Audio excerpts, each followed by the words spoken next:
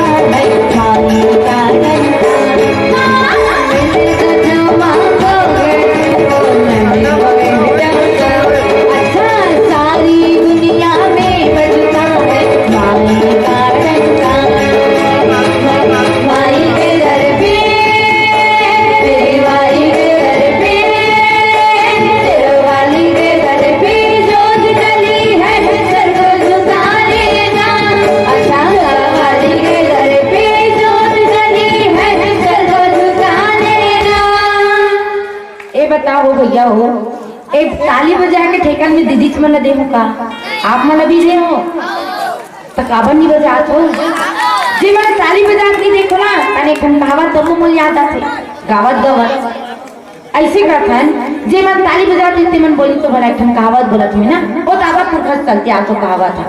तो संतरा मुसब्बी के रस को जूस कहते हैं।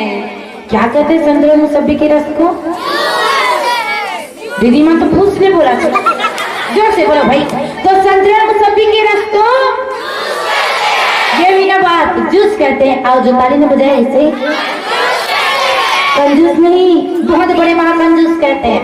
हाइब्रिड वाला जीवन कंजूस है तेमन तो बिल्कुल मत बजाना, तब तो पूरा ग्राम से मन जानिए मन महाकंजूस से कैसे करते। और जीवन कंजूस नहीं तेमन दोनों हाथ ऊपर करके अरे